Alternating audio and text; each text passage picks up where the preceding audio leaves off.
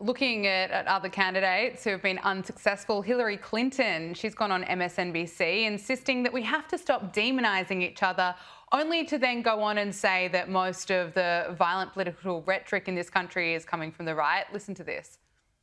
We have got to stop demonizing each other. Exactly. Yeah. Now, I think most of that right now in our country's history is coming, from the right, coming from people who want to dominate. They want their point of view. Writing out slavery from history, that doesn't make it go away. We have got to stop with the finger pointing and the scapegoating. I mean, you can't make this up, Michael.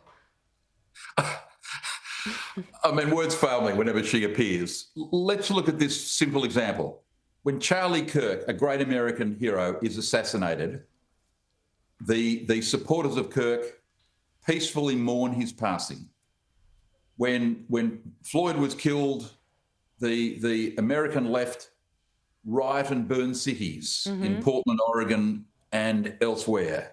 She talks about finger pointing. I mean, again, this is just delusional. Yeah. Some of these Democrats are just delusional in the way they look at America. They need to get out more, talking to more working class people. There's a reason that Trump won the election. There's a reason that Vance is favourite to win the next election. The Democrats are no longer appealing to the working middle class, the working class in America, who want peace, they want law and order, they want safe cities, they want secure borders, they don't want crime, they want employment, they want jobs. They do want America first. So all of these things Trump's talking about is why he got elected and why Vance will probably get elected. And for Hillary to sort of talk about the fact that it's the right, I think she means she can't mention Donald Trump's name, but when she says all these people who are trying to take control, I think she means Donald Trump. Yeah. Well, he beat her and he beat Harris. And I think America, despite whatever arguments you might have with Trump over things, America is the better place for solving some international crises and securing their own. 100%, absolutely. Now, Michael, I have to talk to you about Anthony Albanese and Donald Trump. They have finally met. They took a photo together at the UN. They managed to, of course, get this selfie. But Anthony Albanese is going to have to wait another month before he gets that formal meeting with Donald Trump. How's it going to go? Well, it could be a draw, or it could be spectacularly bad, depending on the day. But look, Australians, sitting here, we suffered this incredible embarrassment, humiliation yesterday when Albanese met Trump finally, and took a selfie with him. And I couldn't help but thinking, it's like a young kid, getting a backstage pass at a concert, trying to get a photograph with the artist, the singer.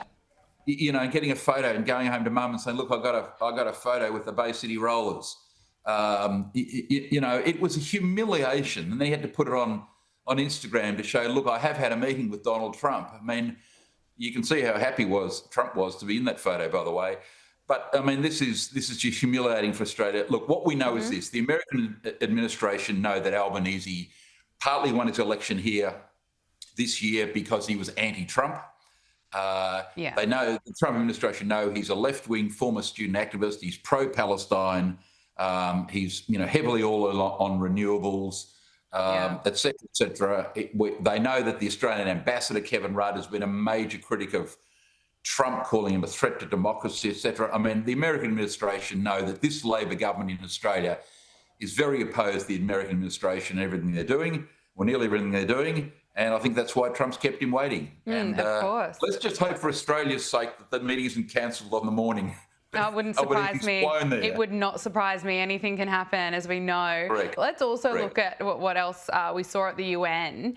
And the daughter of Hollywood stars Ben Affleck and Jennifer Garner delivered a speech to the UN about the importance of mask mandates in preventing the spread of COVID-19. I can't believe I'm reading this. Violet Affleck actually lectured the world about how the world is ignoring the ongoing pandemic and claimed that mask mandates were dropped too quickly. Listen to this. It is neglect of the highest order to look children in the eyes and say, we knew how to protect you and we didn't do it. We have access to a technology to prevent airborne disease, something that millions of our ancestors and millions of people around the world today would kill for, and we refuse to use it. And I shudder to think of where we will be in another 5 years of unmitigated infection and reinfection. Michael, should masks be coming back? I don't think so. I think she needs to get out more. There are many dangers in the world. Airborne diseases is but one of them. There are thousands of ways that people can lose their lives, sadly, during their life, from car accidents, diseases, illness, wars, tragedies, mistakes, accidents. She can obsess about airborne diseases, and that's great. And she can wear a mask for the rest of her life. That's great. But I think she needs to get out more and realise that airborne diseases are probably not the greatest threat to humanity.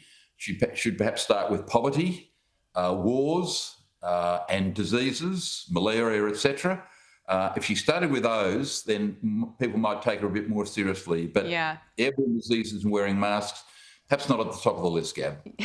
It's hard to take her seriously. I think, or as someone who lived in Melbourne throughout 2020, it's a little bit triggering seeing masks and even hearing the words mask mandates come back. And just this week, Victoria's former Chief Health Officer, Brett Sutton, admitted that many of the insane measures intended to stop the spread of COVID were probably never necessary. And of course, Melbourne residents spent, almost 300 days in lockdown, and Brett Sutton called that period a horror show, and he wouldn't be drawn on what kind of measures he meant that weren't necessary. But of course, we lived through it. I mean, it was absolutely insane.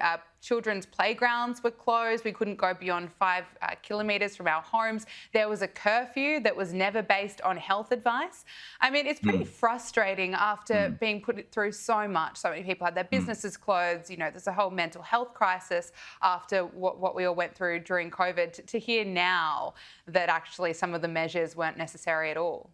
Yeah, and he was one of the principal problems during that period. We had these extreme measures, as you say. I remember playing golf one day. On the limited days you were able to play golf, you had to wear a mask on the golf course. Seriously?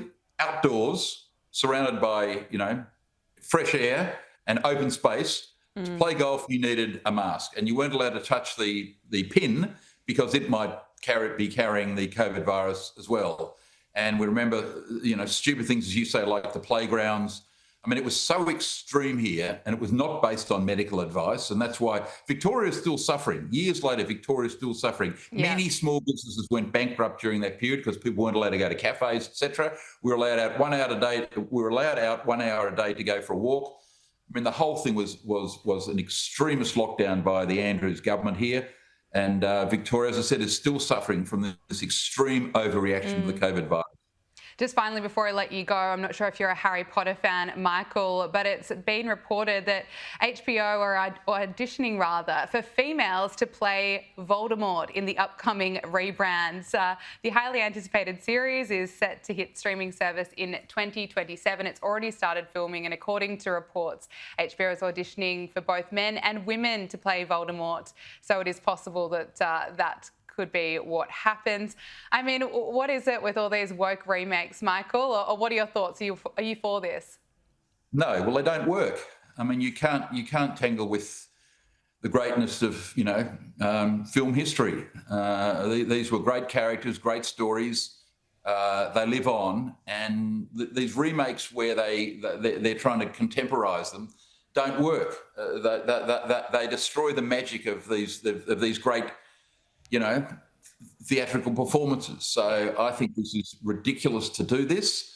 These things don't work, by the way. People look at these things with derision and think that's just absurd. So it'll be money down the drain, and thank goodness we're not putting any money into these new productions, Gab. Michael Kroger, thank you so much. Really appreciate your time today.